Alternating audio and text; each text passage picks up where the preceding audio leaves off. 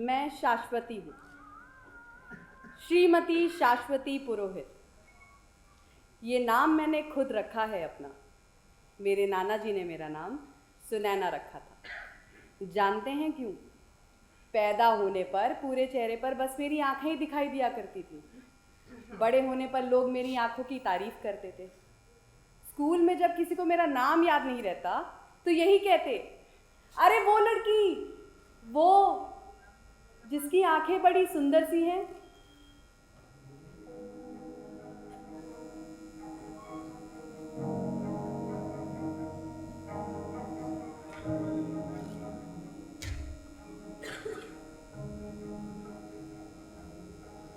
मैं करीब 13-14 साल की थी। मेरे स्कूल के टीचर ने एक दिन मुझे अकेले में बुलाया। अपनी बाहों में भरकर मेरी आंखों को चूमने लगे और कहने लगे, जानती हो सुनैना, तुम्हारी आंखें दुनिया की सबसे खूबसूरत आंखें हैं।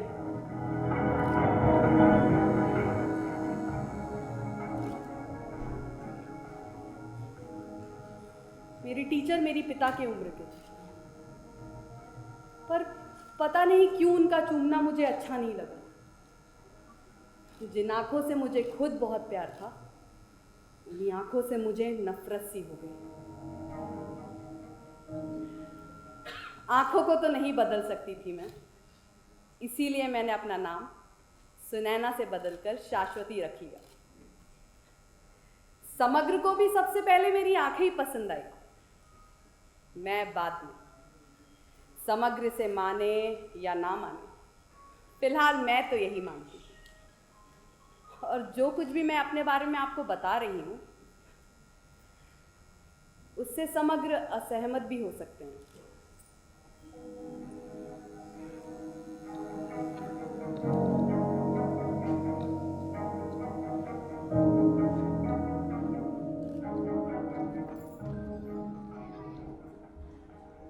जी नहीं, आप अभी तक जो कुछ भी सुन रहे थे वो सब सच नहीं है। मैं प्रतिवाद तो नहीं कर रहा हूं। हाँ, वैसे मैं शाश्वती जैसा अपने विषय में कोई वर्णन भी नहीं करने जा रहा, लेकिन शाश्वती के इस तर्क से मैं बिल्कुल सहमत नहीं हूं कि मुझे हमेशा उसकी आंखें ही अच्छी लगी। जी,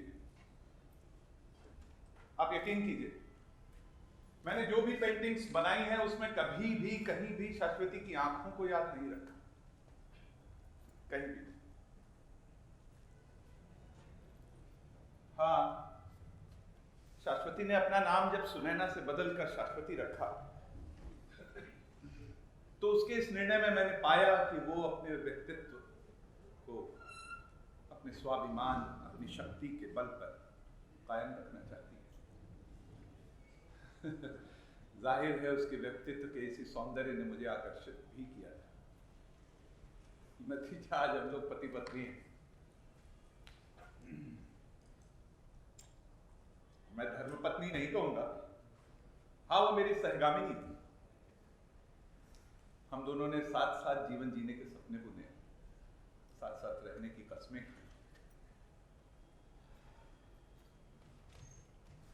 तो जानते हैं कभी कभी ऐसा लगता है कि ये जो जिंदगी हम लोग जी रहे हैं, जैसे आप अभी देखेंगे, ये क्यों जी रहे हैं, किस लिए?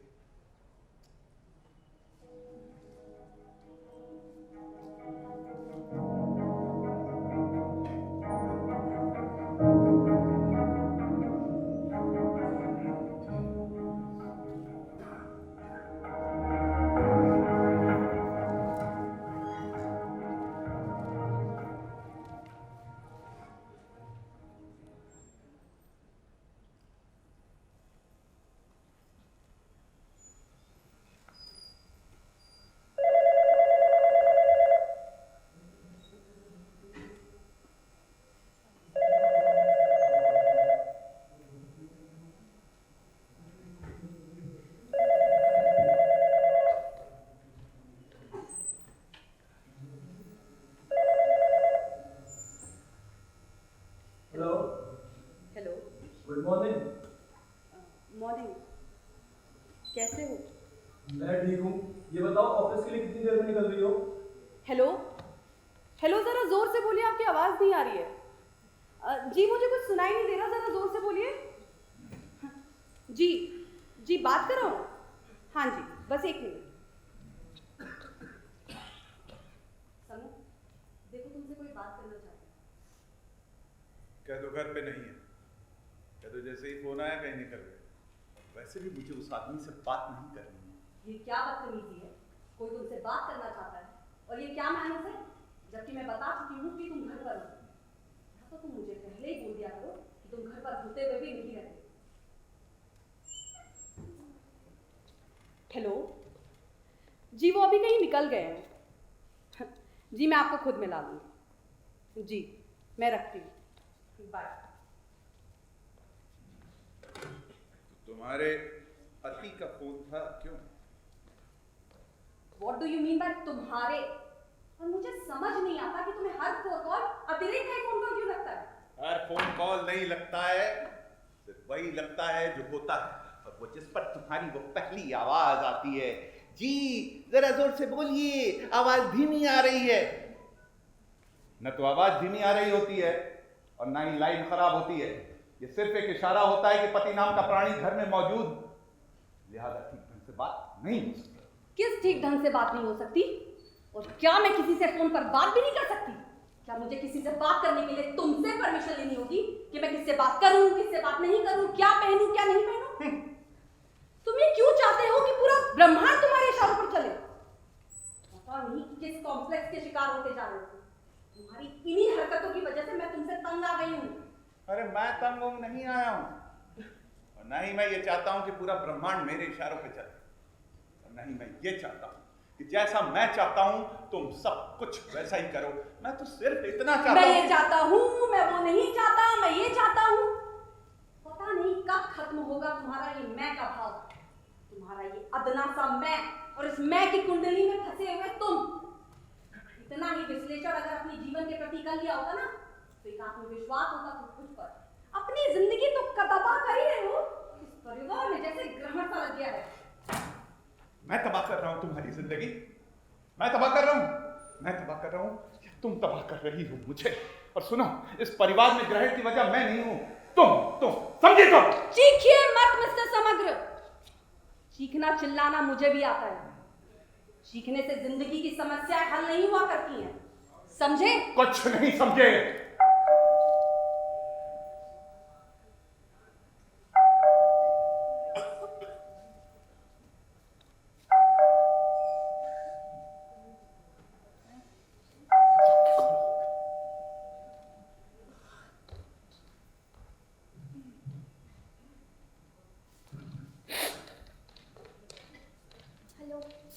अरे आस्था तुम?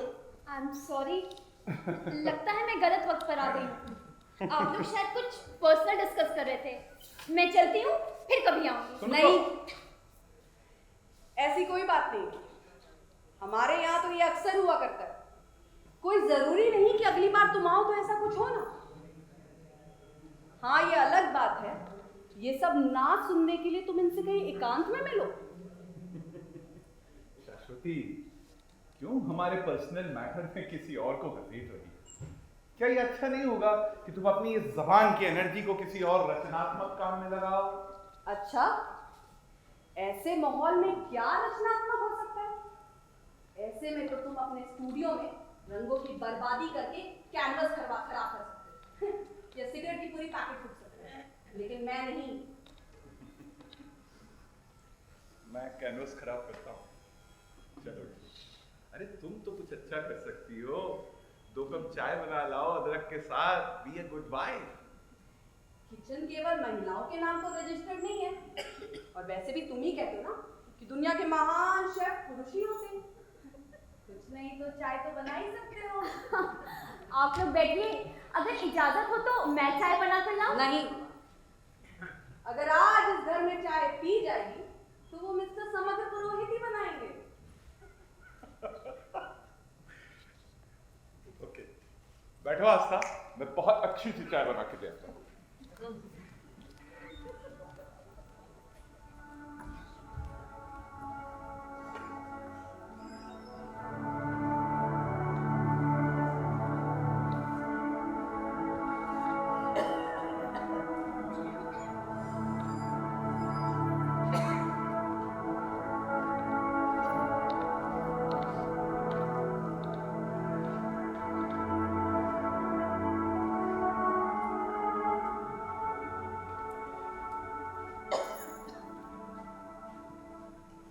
समग्र सर कितने सहज हैं, है ना? कभी थे, लेकिन अब नहीं। कभी मतलब? क्या आप नहीं हैं? क्या आपने देखा कि इतने बड़े होकर भी एक छोटा सा काम करने में उन्हें कोई संकोच नहीं, कोई मेल ईगो नहीं? वो ये अच्छी तरीके से जानते हैं कि इसके अलावा उनके पास कोई विकल्प भी नहीं। वो मेरा नेचर भी जानते हैं कि कोई हुक्म चलाकर मुझसे कुछ करवा नहीं सकता। लेकिन उन्होंने तो आपसे बहुत नॉर्मली कहा था। आस्था, ये मैं अच्छी तरीके से जानती हूँ कि वो किस बात को नॉर्मली कहते हैं और क्यों। तुम उन्हें 2 महीने से जानती हो ना, और मैं उन्हें कई सालों से। आपको ऐसा नहीं लगता कि समग्र सर को आप इतने सालों में भी पूरी तरह से नहीं जान पाएंगे? वाह वाह वाह वाह! अगर तुम उन्हें 2 महीने में इतनी अच्छी तरीके से जान गई हो तो मुझे भी बताओ। हो सकता है ये सब जानकर मैं इस घर को बचा सकूं। आखिर ऐसा क्या हुआ इस घर को जो आप इतनी निराश हो रही हैं? और सब कुछ तो ठीक है, बेटे को बोर्डिंग में भेजकर उसके करियर को एक अच्छा रास्ता भी दे दिया है आपने। आप एक क्लास ऑफिसर हैं, अच्छी सैलरी है, और सर का कितना नाम है, आए दिन मीडिया में चर्चा होती रहती है। बस चर्चा ही होती रहती है। आज तक चर्चाओं में बने रहने के लिए तो ये सब करते हैं। इस घर के लिए इन्होंने कुछ भी नहीं किया। जमीन पर अगर एक कागज का टुकड़ा भी गिर जाता है तो उसे उठाकर ठीक जगह रखते भी नहीं। शरीर तो जैसे हिलाना ही नहीं जानते। ये सब यहाँ तक किस तरह लेकर आई हूँ ना मैं, बस मैं ही जानती हूँ। लेकिन इन सब में समग्र सर का भी तो सहयोग रहा होगा। इतने गैर जिम्मेदार तो नहीं लगते? तुम्हारे प्रति निभाते होंगे जिम्मेदारी, दूसरों के प्रति वो हमेशा जिम्मेदार रहते हैं, लेकिन अपने लिए नहीं। अगर राह चलते किसी को खांसी भी आ जाए तो कहो ले भागेंगे अस्पताल और रात भर जागेंगे। लेकिन अगर मैं कह दूं कि मुझे कोई तकलीफ है तो मुझे वैन गॉग और पिकासो की पेंटिंग्स के बारे में बताने लगी। शुरू में वो सबको देखता लगता है, तुम्हें भी लगते होंगे। तुम करो उनकी पूजा।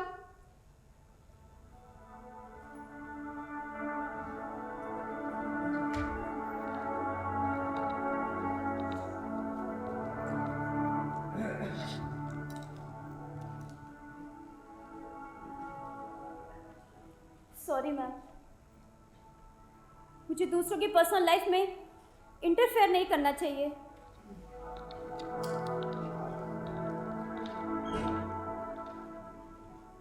मुझे लगता है जब तक मैं यहाँ रहूंगी कुछ ना कुछ मेरे मुंह से निकलता ही रहेगा। मैं चलती हूँ। ठीक है भाई, चाय तैयार है। आज आप लोग वाह ताज नहीं वाह समग्र जरूर बोल बैठे। क्या बात है, जा रही? हाँ सर, वो मुझे कुछ जरूरी काम याद आ गया था, मैं चलती हूँ। अरे इतनी मेहनत से चाय बनाई है, पीनी नहीं है क्या? नहीं सर, आज नहीं, फिर कभी। आस्था, आस्था सुनो, आस्था सुनो तो।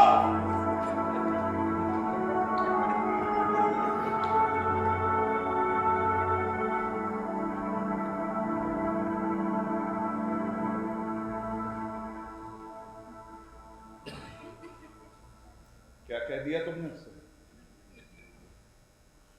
मुझे मालूम है तुम्हें बात करने की तमीज तो बिल्कुल है नहीं। क्या ये मेरी रिस्पॉन्सिबिलिटी है कि मैं सारी चीजों को नॉर्मल करता फिरूं?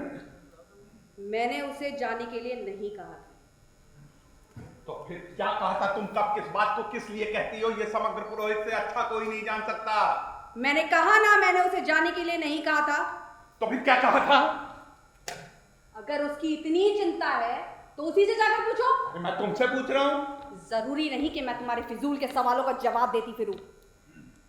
अच्छा, ये फिजूल का सवाल है? मैं आस्था के जाने के बारे में पूछ रहा हूं। After all she was my guest. तुम मेरे जानने वालों का कितना ख्याल रखते हो? तुम किस ढंग से पेश आते हो? तुमने कभी सोचा भी है? अपने दायरे से बाहर कभी सोचते भी हो तुम? और कितना सोचूं? पलक पावड़े बिछूं क्या तुम्हारे आने जाने वालों के सामने?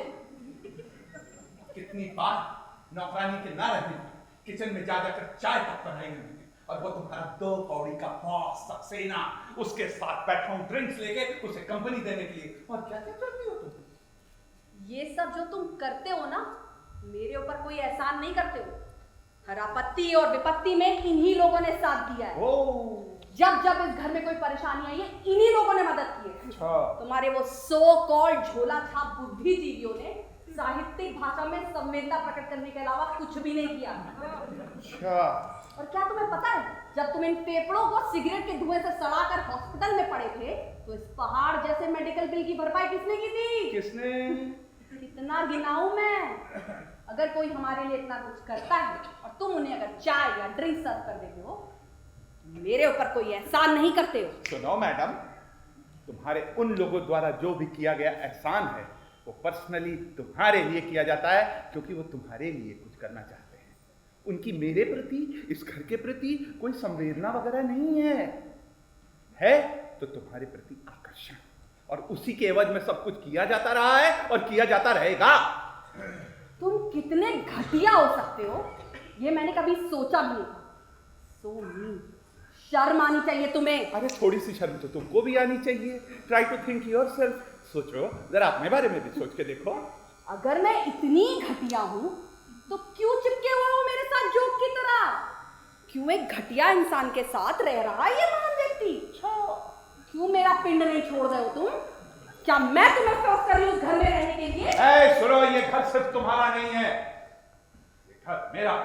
अच्छा, क्या किया तुमने इस घर के लिए? क्या दिया है तुमने इस घर को? कुछ नहीं किया। कुछ नहीं। तो क्या तुम्हारे उस 2 कौड़ी के कालरा सक्सेना और उस अतिरेक ने किया? उन्हीं लोगों ने किया है। रिपीट तो करना किसने? उन्हीं लोगों ने किया है, उन्हीं लोगों ने किया है, उन्हीं लोगों ने किया है। बताओ किसने किया है?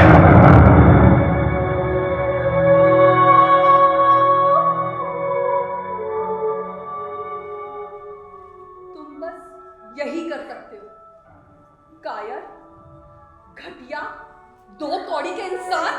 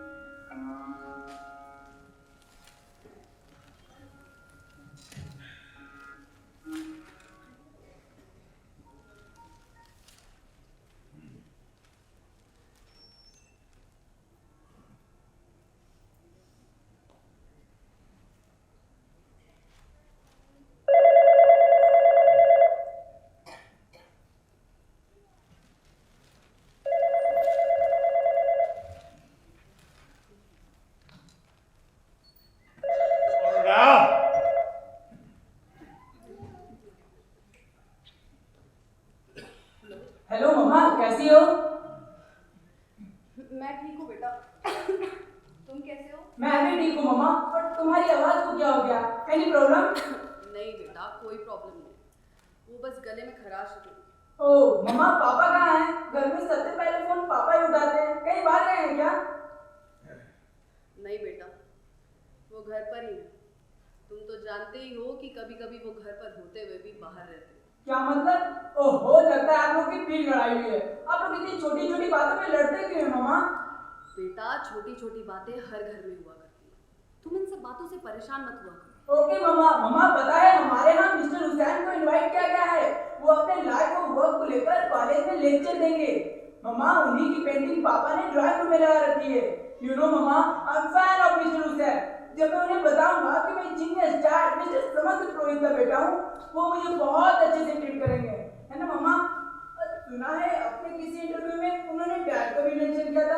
मेरे सर बता रहे थे, I am proud of my dad. Mamma, I want to be great painter like that when I will grow up. बेटा, तुम अपनी पढ़ाई पर ध्यान दो। You have to be an IAS officer और तुम्हारे एग्जाम नजदीक हैं।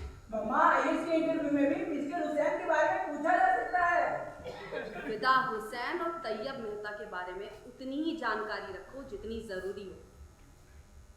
फिदा हुसैन बनने की कोशिश मत करो। क्यों मम्मा? इसलिए बेटा कि एक सो कॉल्ड पेंटर के साथ तुम्हारी माँ का जीवन बर्बाद हो गया है ना। पापा, आप भी कैसी बातें करते हैं? मम्मा ने तो ऐसा कुछ भी नहीं कहा। बेटा, तुम्हारी मम्मा इस बात को किस तरह से घुमा के कहती है तुम नहीं समझोगे, अब तुम बहुत छोटे हो। समग्र, क्या ये अच्छा नहीं होगा कि हम अपने बेटे को अपनी परेशानियों में ना डालें? पापा, मम्मा कुछ कह रही है? हाँ बेटा, मम्मा कह रही है कि तुम अपनी पढ़ाई को कंसंट्रेट करो। After all she wants to see you as an IAS officer. Okay papa. Bye bye, love you papa. Love you.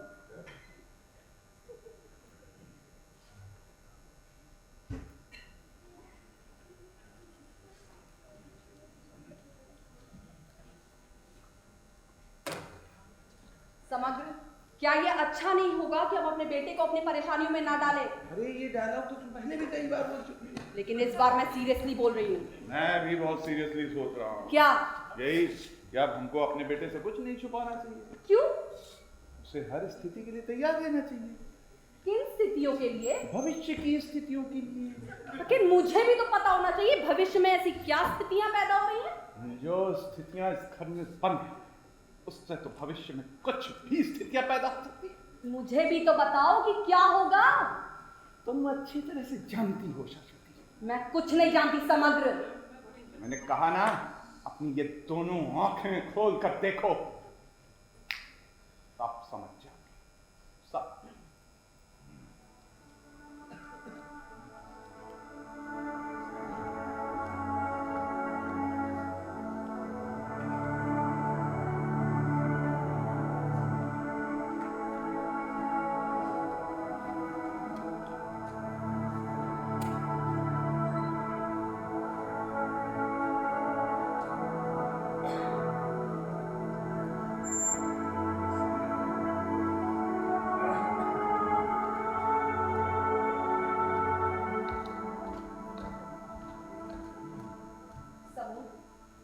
Cigarette तुम्हारी परेशानियां कम नहीं करेगी, बल्कि ये इन्हें और बढ़ाएंगी।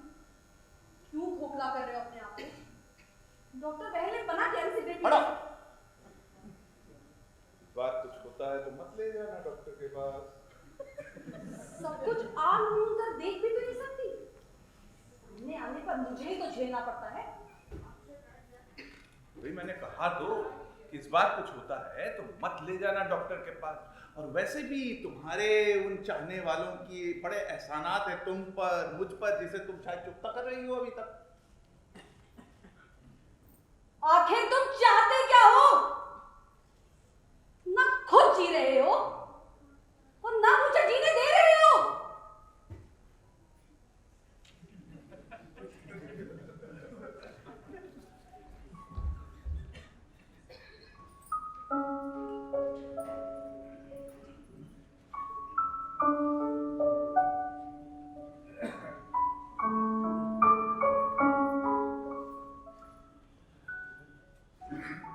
सच तो ये है कि मुझे खुद ही नहीं पता कि मैं कह सकता हूं।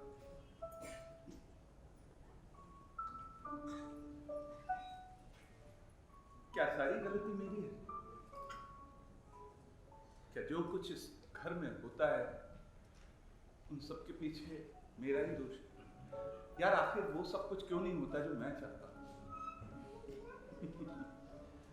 एक कलाकार, एक पेंटर आखिर क्यों नहीं उबर पा रहा है इन परिस्थितियों से? आखिर क्यों?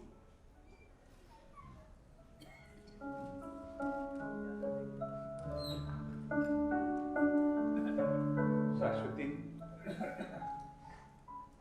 क्या तुम्हें याद नहीं कि तुम जब पहली बार मेरी पेंटिंग एग्जीबिशन देखने आई थी तो तुमने विजिटर्स बुक पर क्या लिखा था? Today I saw a living God on the earth who has created life on the canvas. आज मैंने कैनवस पर जीवन को पैदा करने वाले देवता को पृथ्वी पर देखा। देवता माय फुट।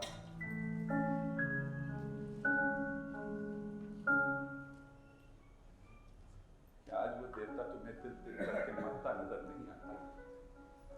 क्या आज उस देवता ने तुम्हारा जीवन नर्क नहीं बना दिया? क्या जिस देवता के साथ तुमने जीवन जीने की कस्में खाई थी आज वो पत्थर का नहीं साबित हो गया? और फिर सच तो यह है कि मैंने कब देवता बन के जीना चाहा था? मैंने तो नहीं चाहा था कि कोई मुझे देवता समझे और देवता बनाकर मेरी मानवीयता को बार बार चुनौती दे।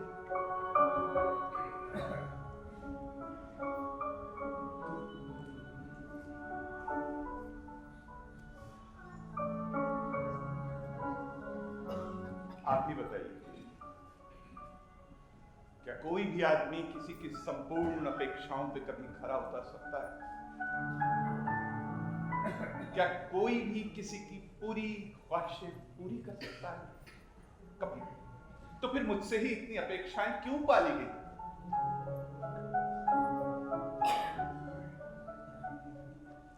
कोई आदमी अपने संपूर्ण पुरुषार्थ के साथ जीवन न जी सके, अपने परिवार को, घर को खुश न रख सके, दुनिया की किसी खुशी में खुद को शामिल न कर सके, अपने एकमात्र बेटे को अच्छे बोर्डिंग स्कूल में न पढ़ा सके,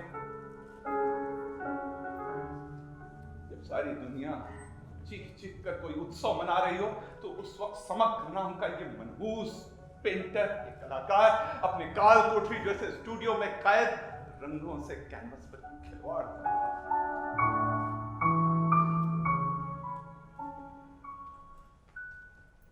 अपने घर, अपने परिवार, अपने बच्चे को खुशी न रख सके। कभी कभी तो लगता है कि इस जिंदगी से ना जीना बेहतर है यार।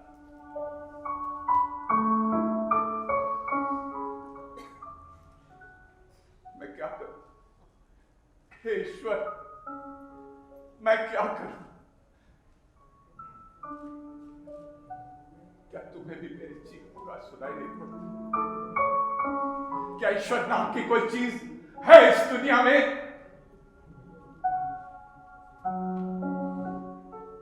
पाब्लो पिकासो, वैन गॉग, क्या तुम्हें भी मेरी चीख पुकार सुनाई नहीं पड़ती यार? क्या तुम सब भी बहरे हो गए हो? क्या ईजल पर टगे टगे तुम सिर्फ मेरा मजाक उड़ाते रहोगे? मैं क्या करूं? आप सब बताइए, मैं क्या करूं? क्या करे कलाकार?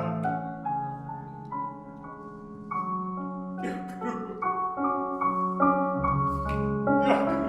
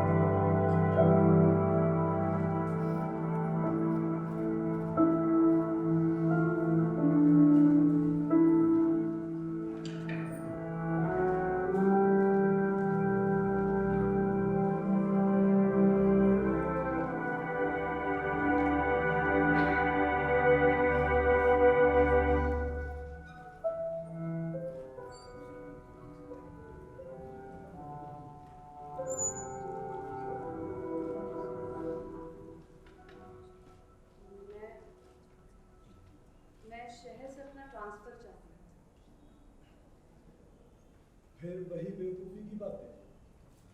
नहीं, इस बार मैं सीरियस हूँ। आखिर इस शहर से भागकर कहाँ? मैं नहीं जानती, but I can't stay here anymore. तुमको ऐसा नहीं लगता कि तुम खुद अपने आप से भाग रही हो? अपने आप से नहीं, सो कॉल्ड अपनों से।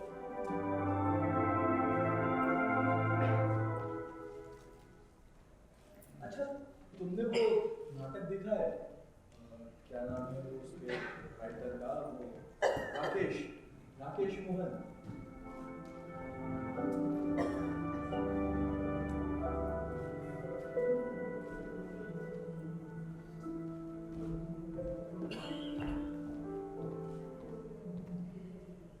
बाय द वे, उनका नाम राकेश मोहन नहीं, मोहन राकेश है। कोई बोल। मैंने उनके सभी नाटक देखे। पैर तले की जमीन, आषाढ़ का एक दिन, आधे अधूरे। मैं आधे अधूरे की बात करता हूँ। तुम कहना क्या चाहते हो? कभी कभी मुझे उस नाटक की हीरोइन याद आती है। लेकिन मेरी जिंदगी कोई नाटक नहीं है, हकीकत है। आधे अधूरे की सावित्री तो तमाम लोगों के पीछे भाग रही थी, लेकिन मैं केवल एक के। किसके पीछे? ज्यादा भोले मत बनो। एक महान कलाकार को छोड़कर नहीं, साथ लेकर। तुम जानती हो इस भाग दौड़ का कोई रिजल्ट नहीं है। जानती हूँ, लेकिन मैं क्या करूं? मेरी कुछ समझ नहीं आ रहा है।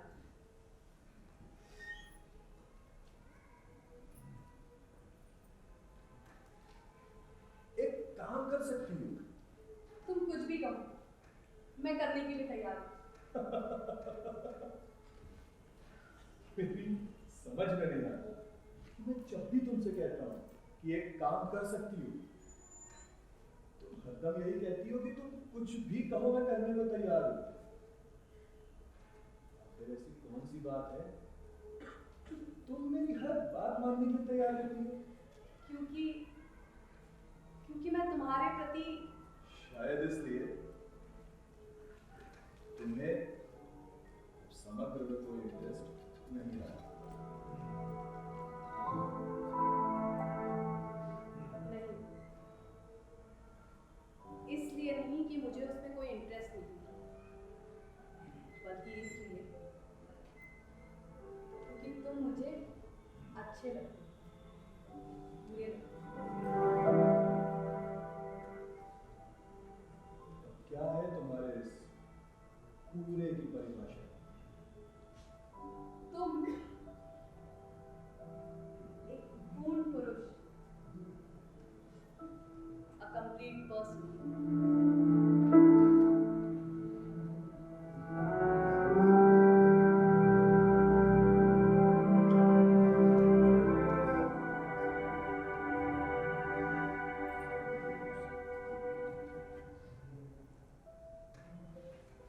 तो फिर तुमने समग्र को क्यों पसंद किया?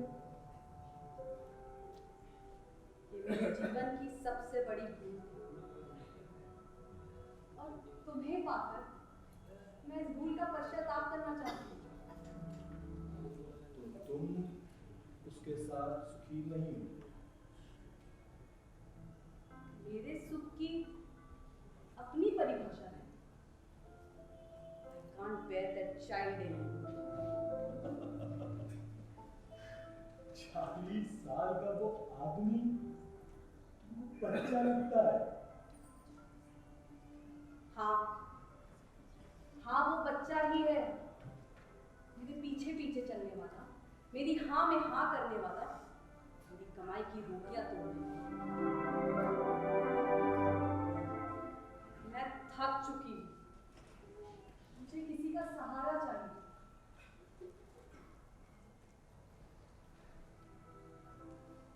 लेकिन कल को उसकी पोजीशन बदल सकती है, तब तो मैं प्राउड नहीं हूँ। कल को उसकी पेंटिंग्स करोड़ों की दिख सकती हैं। मैं वर्तमान में जीना चाहती हूँ। I want to live in present. शाश्वती,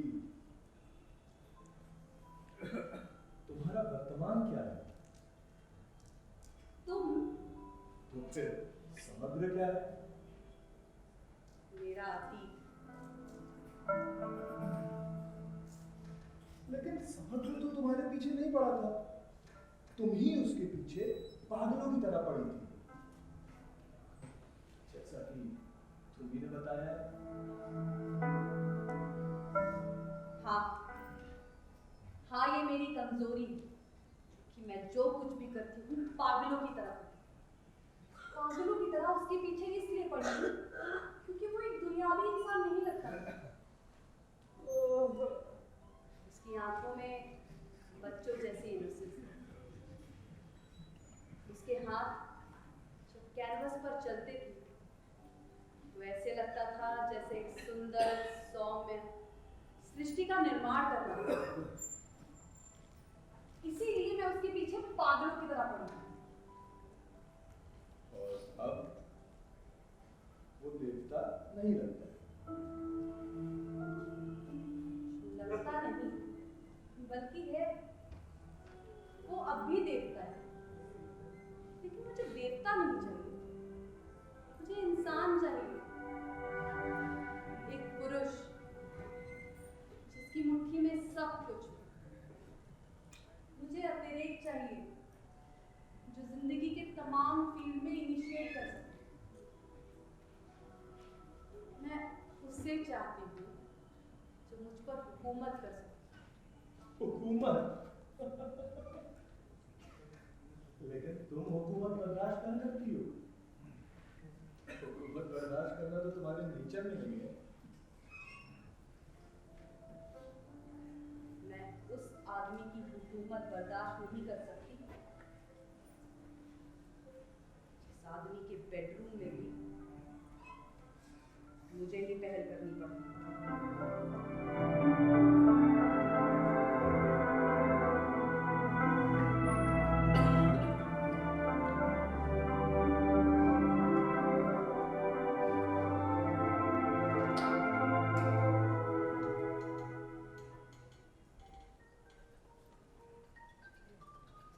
तो फिर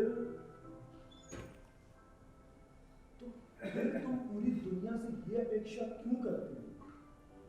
जैसा तुम चाहो वैसा ही सब करें। पूरी दुनिया से नहीं, मैं केवल तुमसे चाहती हूँ।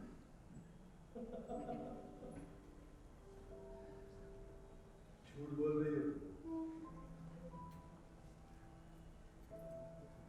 मेरी तरह तुमने भी कभी समग्र को अपनी बाहों में भरा हो और उससे भी यही बातें की होंगी कि मैं केवल तुम्हें चाहती हूँ, मुझसे प्यार करो।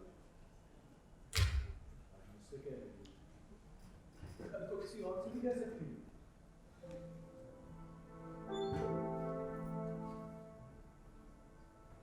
क्यों?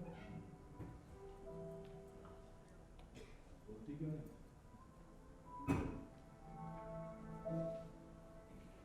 हो सकता है, हो सकता है डियर। मैं जानती हूँ कि मैं बहुत एम्बिशियस हूँ, लेकिन इसमें मेरा क्या कसूर है? लेकिन इसमें मेरा क्या कसूर है कि मैं समग्र की जगह तुम्हें जाने लगी।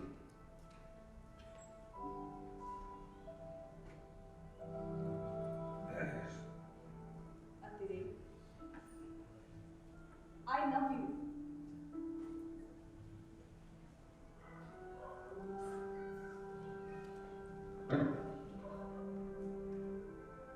I love you, अतिरेक।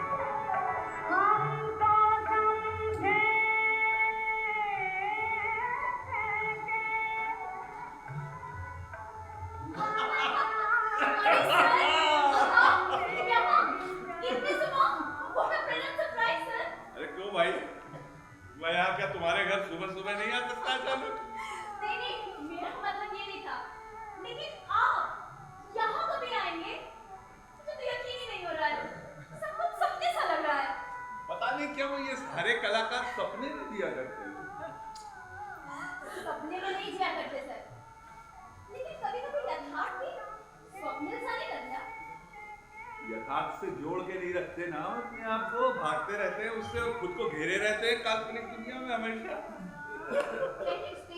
हाँ भाई, बिल्कुल उदाहरण दे के मैं परिभाषित कर सकता हूँ। जैसे एक महान कला चिंतक तुम्हारी आस्था घोड़बोले के दरवाजे पर इतनी देर से खड़ा है, वो बैठने के लिए नहीं कह रही। Is it not rejection of reality?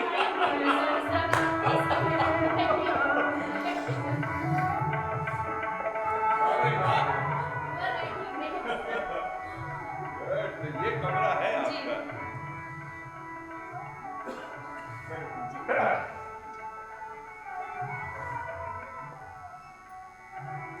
क्या पढ़ रही हो भाई?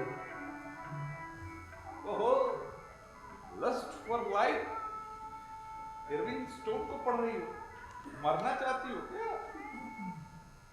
दूसरी बात पढ़ रही हूँ। इस किताब को मेरे डैड ने मुझे प्रेजेंट किया था आज से 4 साल पहले, मेरे बर्थडे पर। तब मैंने इसे बहुत कैजुअली लिया था। 4 साल बाद अब तो ऐसा लगता है जैसे ये किताब मेरी जिंदगी का हिस्सा बन चुकी है। विंसेंट वैन गॉग ने अपने 37 वर्ष के छोटे से जीवन में कितना कुछ किया। यूरोपियन चित्रकला की पूरी परंपरा को तोड़कर जिंदगी भर प्रयोग करते रहे और उन्हें मिला क्या? क्यों नहीं मिला भाई? वैन गॉग को मिली एक पागल लड़की तुम्हारी तरह, जो उसके मरने के 100 साल बाद भी उसे पढ़ रही है। I am serious sir. Sir, क्या सभी कलाकारों की यही नियति है? होती नहीं है आस्था, हम बना लेते हैं।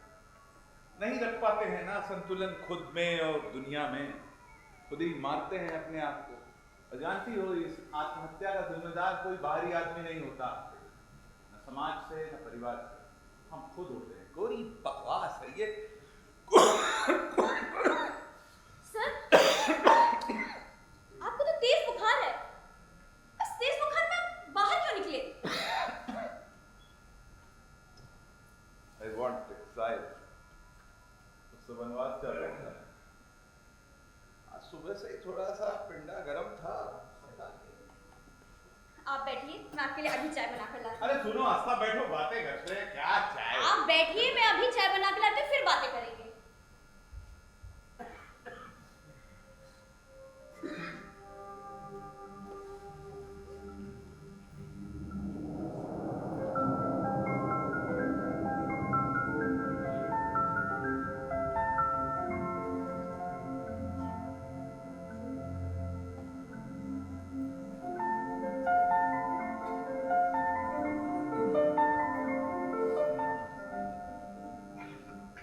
शाश्वती,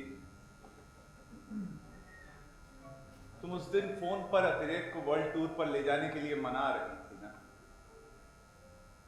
तुम उससे कह रही थी कि तुम इस घर में होने वाले तारपीन, पेंट और वार्निश की गंध से उकता चुकी हो।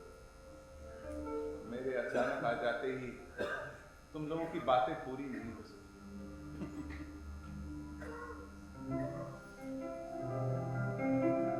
शाश्वती, तुम अगर वर्ल्ड टूर पर जाना तो तुम इटली जरूर जाना, और वहां तुम हरकुलेनियम के अवशेषों को देखना। हरकुलेनियम एक महान रोमन साम्राज्य का एक महान नगर, सारा का सारा नगर आग के लावा में दब कर रह गया था। जिंदगी के दुर्लभ कलाकृतियों को अपनी आगोश में समोड़ लिया। सब कुछ ले गया था लावा, और बाद में चंद दुर्लभ कलाकृतियां अवशेष के रूप में मिली। शाश्वती, तुम्हें याद है हरकुलेनियम मैं तुम्हारे साथ जाना चाहता था? हम लोगों ने कितनी बातें की थी इस पर, तुम्हें याद है शाश्वती? हरकुलेनियम मैं तुम्हारे साथ जाना चाहता था शाश्वती। क्या तुम्हें याद नहीं?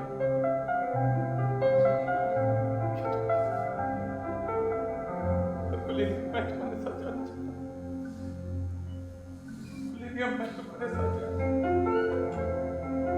तुम सुन रही हो?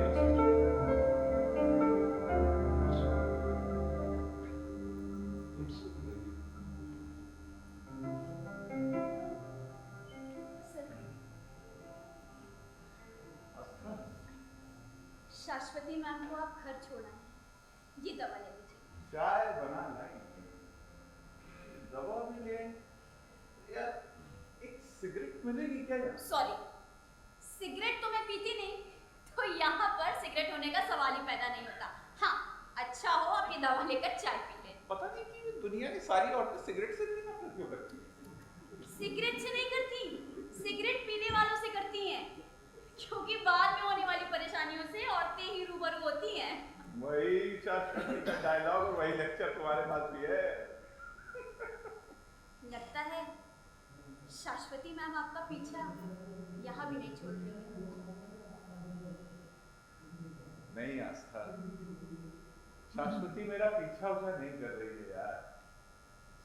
शाश्वती तो भाग रही है मुझसे, कहती है पेंटर के साथ उसकी लाइफ मोनोटोनस हो गई है, भाग रही है, मोनोटोनस हो गई है लाइफ। तो समझ में नहीं आता, कैनवस पर इतने रंगों के साथ खेलने वाले जीनियस पेंटर के साथ किसी की जिंदगी मोनोटोनस कैसे हो सकती है? सर आप बैठिए, मूवमेंट बिल्कुल मत करिए। आप बैठिए पहले, मूवमेंट मत करिए। ओके ओके, मेरा मूवमेंट ना करना ही तो खलता है सबको। एक कलाकार, एक पेंटर अपने काल कोठरी जैसे स्टूडियो में कैद, न शॉपिंग से मतलब, न फिल्म, न टेलीविजन, न दुनिया की किसी खुशी से। यही सब बाधाएं हैं गृहस्थ जीवन की। तो शाश्वती मैम को ये नहीं पता कुछ बड़ा करने के लिए जीवन के तमाम सुखों को छोड़ना पड़ता है, उन्हें त्यागना पड़ता है। क्यों भाई, मेरे साथ वो हवन कुंड में क्यों जले? सर, ये जलना नहीं है, and she is lucky that she is living with you.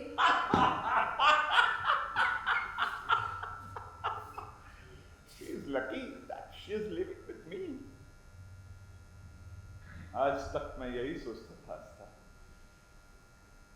it was wrong. जानती हो, कई बार झगड़ों के दौरान मैंने उसे चीख कर ये बात समझाने की कोशिश की, पर कुछ समय बाद मुझे लगने लगा कि it is extremely personal.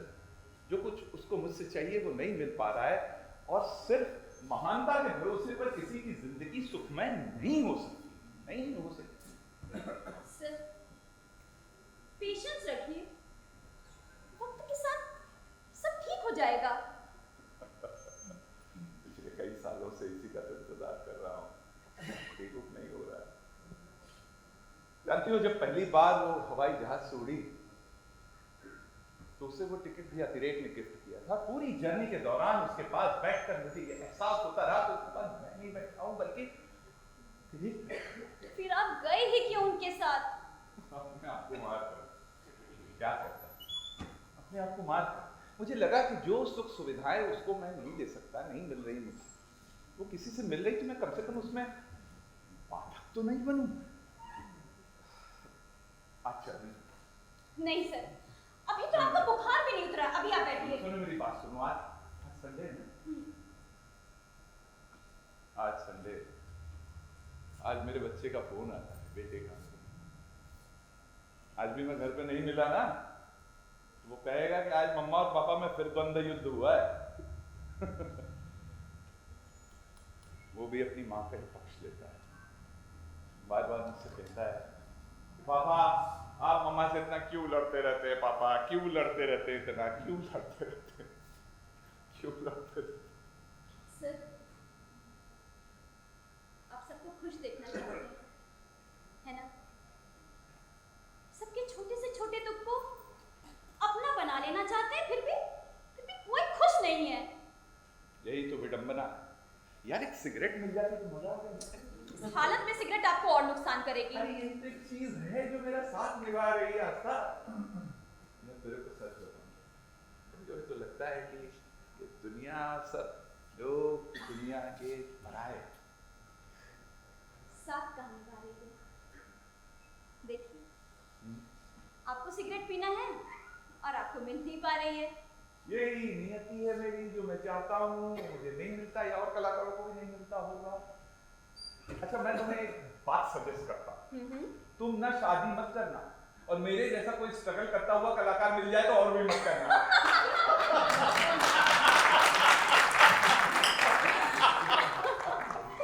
Sir, मैं भी आपको एक बात बताऊं? बिल्कुल बताओ। अगर आप जैसा कोई मुझे अभी मिल जाए तो यही 7 फेरे लगा लो इसी वक्त। गई भैंस पानी। मेरे आस्था, मैं तेरा क्या करूं?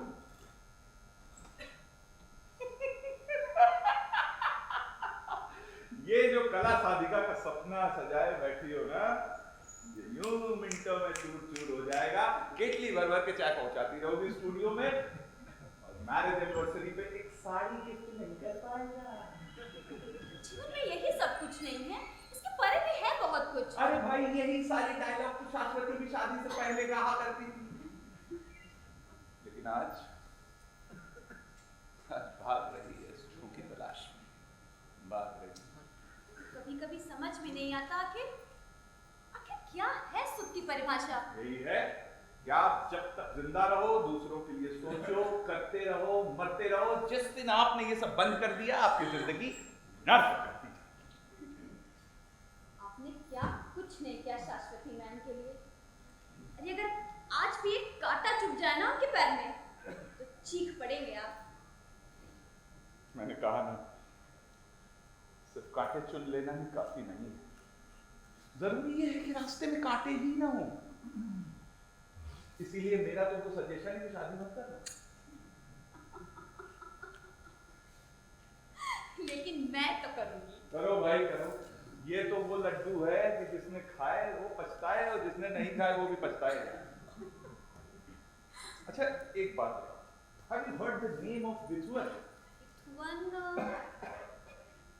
अरे great news। ओ यस यस हाँ। जानती हो विथवन की लाइफ में भी एक ऐसा दौर आया था जब वो सुखी दाम्पत्य जीवन जीने के सपने बुन रहा था और लास्टली हुआ क्या, उसने चुना अकेलेपन। लेकिन सर, विथवन को क्या कभी प्यार व अंतरंगता की जरूरत नहीं रही होगी? ये सवाल तुम्हारा है। अब आंसर भी करिए। रही होगी, जरूर रही होगी, लेकिन वो भी शायद किसी को प्यार करता अपनाता तो उसे वो प्यार और अंतरंगता नहीं मिल पाती जो उसे जरूरत रही हो या जो सामने वाला एक्सपेक्ट करता है। ऐसा क्यों सोचते हैं? अरे यही प्रैक्टिकल है, यथार्थ है आस्था, बिलीव मी, यही प्रैक्टिकल है, यही सच है। कड़वा, यही सच है। सर, आप अकेले नहीं हैं। सारी दुनिया तुम्हारी तरह यही समझती है कि मैं अकेला नहीं हूं। अच्छा आज बहुत बातचीत हो गई, हाँ चलना। सर,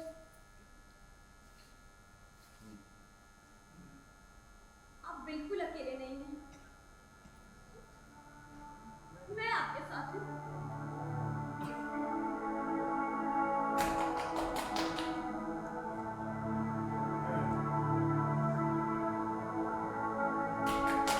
दरवाजा खुला है, अंदर आ जाइए। तो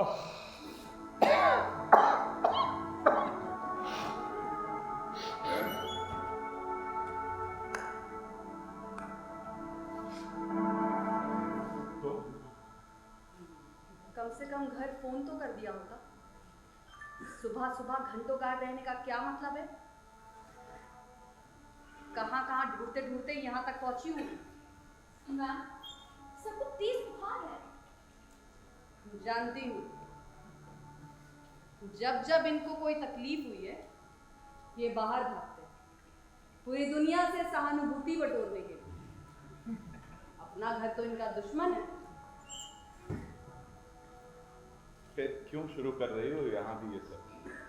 मैम, सर को शारीरिक सुख की अपेक्षा मानसिक शांति की ज्यादा जरूरत है। अच्छा, शारीरिक और मानसिक दोनों सुख अगर तुम इन्हें दे सकती हो तो दो।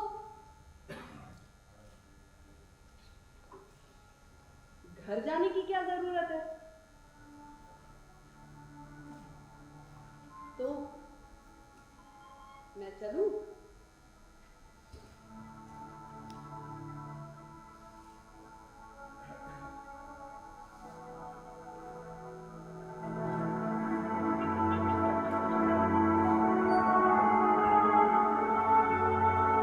मैम, आप जो बोला।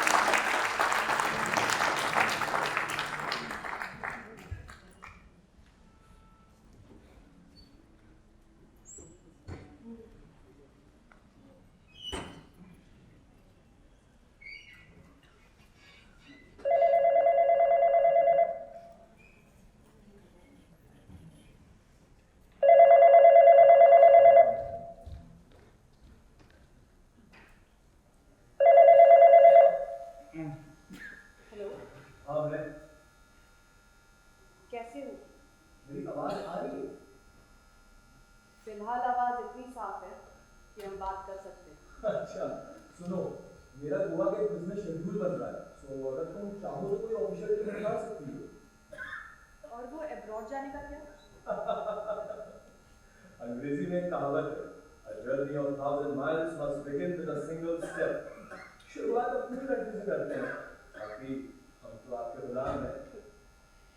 तुम मर्दों की यही तो खासियत है, ऐसे पेश आओगे जैसे पीछे जा रहे हो। छोड़ो भी, तुम्हारे कलाकार महोदय कहाँ हैं? आसपास में नहीं है क्या? बुखार है, घर पर सो रहे हैं। अब तो आप परमेश्वर की सेवा में लगी होंगी। परमेश्वर, हमारे कलाकार महोदय आजकल घर की सेवा में कुछ कम विश्वास रखते हैं। लगता है तो मुझे रास नहीं आ रही। मजाक छोड़ो। अच्छा क्या तुम कुछ देर के लिए यहाँ आ जाओगे? गोवा ट्रिप के लिए मैं तब तक इनको कन्विंस कर लूँगी। कितने बजे? बस अभी थोड़ी देर में। एक्चुअली मेरी मैनेजमेंट की मीटिंग है, चलो फिर भी मैं ट्राई करता हूँ। Okay okay.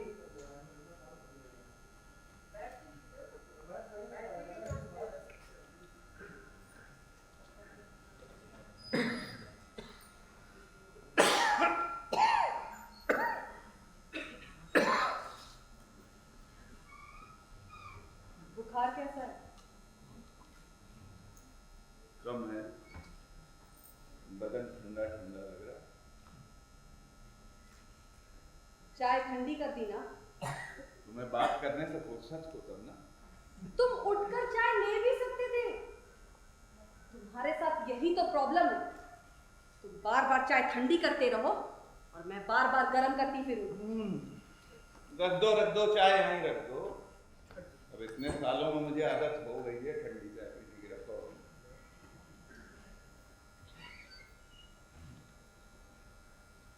मुझे भी इतने सालों में कई आदतें पड़ गई हैं। गर्म करके लाती हूँ।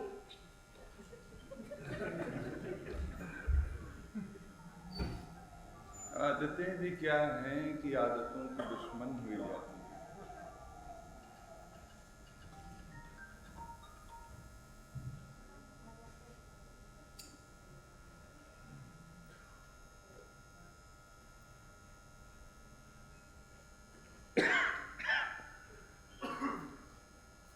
हेलो। हेलो। कौन? आस्था? हाँ सर, कैसे हैं आप? बुखार कैसा है आपका? बुखार तो कम हो गया है। शाश्वती मैम कैसी है? कहाँ है? फिलहाल तो किचन में है, चाय गर्म करने गई। हाँ जी सर, कैसे याद किया? आस्था, तुम्हें याद होगा हम लोग एक बार कहीं बैठ के डिस्कस कर रहे थे, वो शास्त्री भवन को डेकोरेट करने की बात हुई। हाँ हाँ हाँ हाँ। I am serious about that project. अगर तुम चाहो तो कुछ देर के लिए घर आ जाओ। लेकिन sir, ma'am. Oh, after all you are coming on my invitation. ठीक है, कब आना है? मैं घर पर हूँ, इंतजार कर रहा हूँ, हो सके तो आ जाओ। ठीक है सर, मैं पहुँचती हूँ। ओके।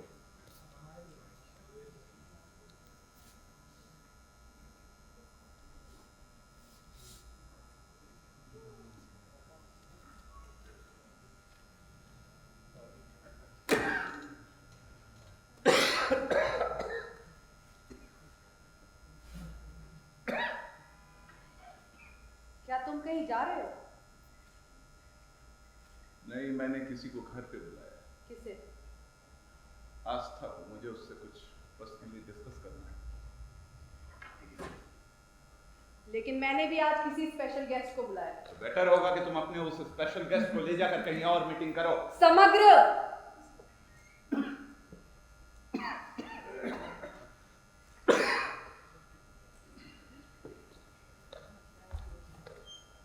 तुम्हें एक टुच्ची सी लड़की क्या मिल गई?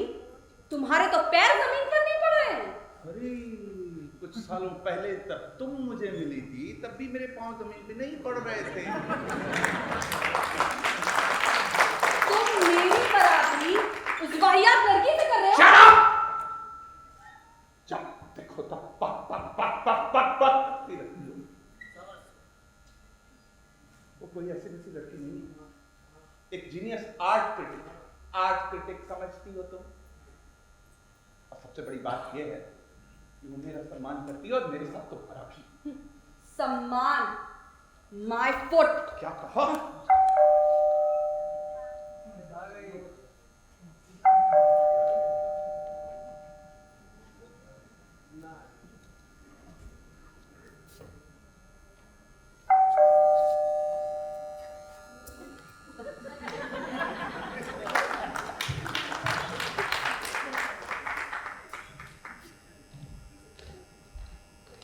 हेलो आस्था आ गई तुम? सर, कैसे हैं आप? बुखार कैसा है? बुखार तो इन्हें अब चढ़ना शुरू हुआ है। थोड़ा जबान को भी विराम दिया करो कभी कभी। सर, आपने फिर से दवा ली कि नहीं? और आप खड़े क्यों हैं? आपको रेस्ट की मैं जरूरत ठीक हूँ है। आस्था। आप इधर आइए। ओहो, मैं ठीक You हूँ। need मैं- complete ओहो, rest. मैं रेस्ट ही कर रहा था, मैं आप सो रहा था, अभी तक मैंने दवा सब ले ली। मैं देखती हूँ। रुको।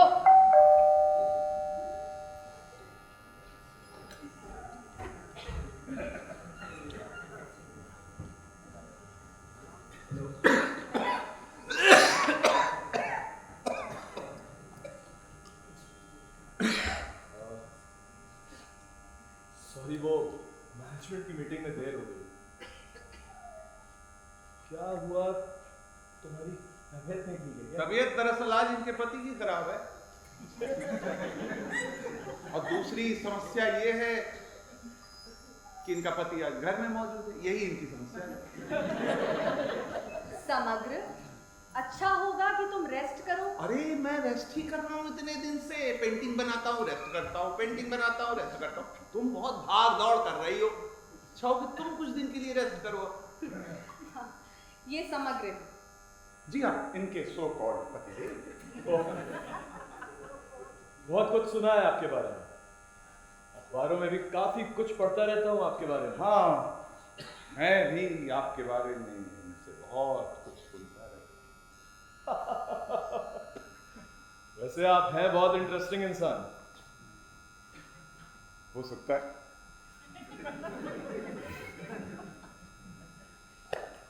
वेल, गोवा में एक बहुत बड़ा बिजनेस एक्सपो लग रहा है ग्लोबलाइजेशन की थीम पर। सो अगर मिस्टर समग्र वहां पर अपनी पेंटिंग्स लगाएं तो इन्हें काफी शोहरत मिल सकती है। हाँ, बिल्कुल बिल्कुल बिल्कुल। और उस एक्सपो की मीटिंग के लिए आपको गोवा जाना है और उस को शायद मैडम का डिपार्टमेंट ही कोऑर्डिनेट भी करे। तो हो सकता है कि आप दोनों को गोवा जाना पड़े। मैं कुछ गलत तो नहीं कह रहा हूं मैडम? मैं कुछ गलत तो नहीं कह रहा हूं मिस्टर अत्रे?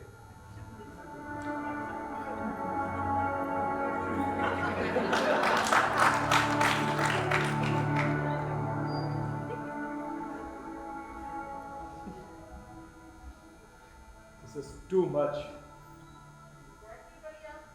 शायद मैंने यहाँ आकर गलती कर दी। मुझे लगता है कि अब मुझे यहाँ से चलना चाहिए। समग्र, ये क्या बदतमीजी है? जानते नहीं अत्रे कितने बड़े आदमी हैं? जानता हूँ पॉलिटिशियंस और बिजनेसमैन जितने बड़े हैं उनके दलाल हैं ये। समग्र!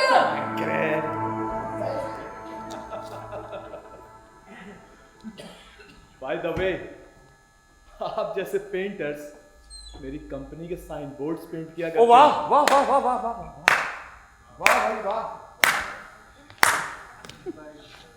वाह। आप अपने आप को समझते क्या हैं मिस्टर अतिरेक?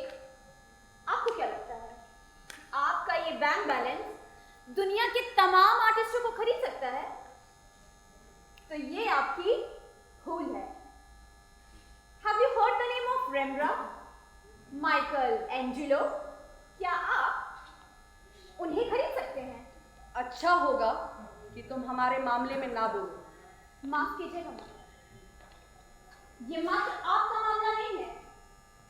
समग्र सर कोई आपकी पर्सनल प्रॉपर्टी नहीं है, वो इस परिवार के साथ साथ पूरे समाज के हैं। After all, we all are proud of him. अब मुझे तो ये नहीं समझ में आ रहा कि अब तक आप क्या समझती रही हैं उन्हें? क्या दिल दिल करके मार आस्था, डालना चाहती प्लीज हैं? प्लीज आस्था, तुम नहीं चुप सर, रहो। मेरी आज बात नहीं। सुनो, आज तुम चुप रहो। नहीं सर, आज मुझे बोल लेने दीजिए। आज मुझे बोलना ही होगा सर। मिस्टर अतिरेक कपूर, गोवा के जिस बिजनेस एक्सपो को लेकर आप इतनी डींगे हाँक रहे हैं, वो एक छोटा सा इवेंट किसकी देन है, जिसके दरवाजे आप जैसे लोग हाथ बांधे खड़े होकर उनसे मिलने का इंतजार करते हैं। वो शख्स मिस्टर समग्र पुरोहित की उंगलियों के जादू का कितना कायल है। सुमन गोडबोले को तो शायद आप जानते ही होंगे। हाँ, chief secretary ministry of home. By the way आप उन्हें कैसे जानती हैं? That's the point. By the way, he's my dad. Oh, I'm really very sorry. आस्था, मैं अब हर तरह का काम करने पे आमादा हूँ, छोटा बड़ा। जरूरत पड़ी तो मैं पान की गोमती तक पेंट करूँगा। ओके। मुझे अब चलना चाहिए।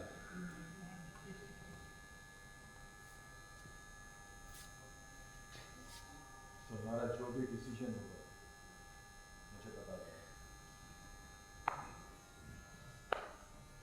रुको,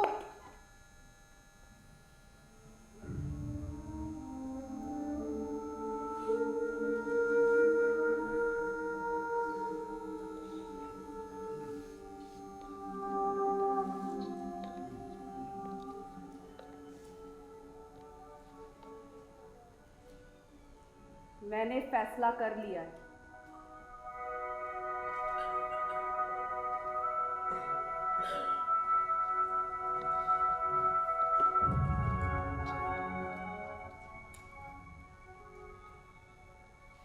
मैं तुम्हारे साथ आ रही हूँ।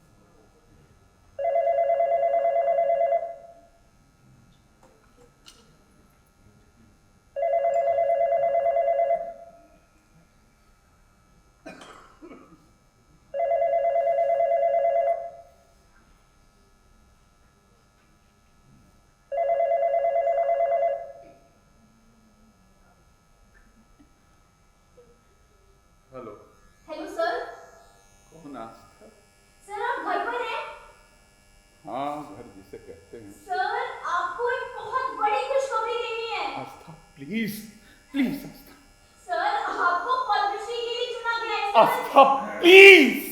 सर, आज मैं कितनी खुश हूँ मैं आपको बता भी नहीं सकती सर। सर, आप टीवी ऑन कीजिए सर। आस्था प्लीज सर, आप टीवी ऑन कीजिए, मैं घर तुरंत आ रही हूँ sir. Please sir, TV on कीजिए सर, मैं घर पहुँच रही हूँ सर।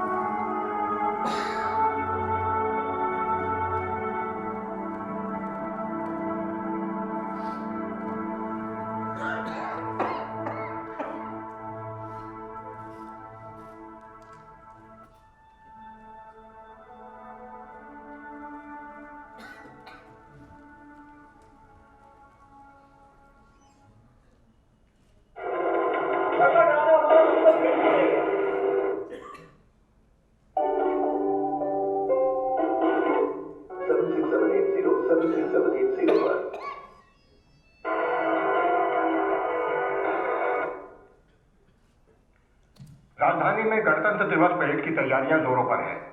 इसी सिलसिले में आज पद्म पुरस्कारों की घोषणा की गई। मशहूर चित्रकार समग्र पुरोहित को पद्मश्री के लिए चुना गया है। समग्र पुरोहित कला जगत में एक जाना माना नाम है। इन्हें अनेक अलंकारों एवं पुरस्कारों से सम्मानित किया जा चुका है। जाने माने संगीतज्ञ श्री विद्यालंकार को भी पद्मश्री सम्मान के लिए चुना गया है। इसके अलावा जो नाम इस सूची में शामिल हैं वो हैं श्री अनुपम नंदन, श्री विजय नारायण, श्रीमती सुधा रानी बंदोपाध्याय।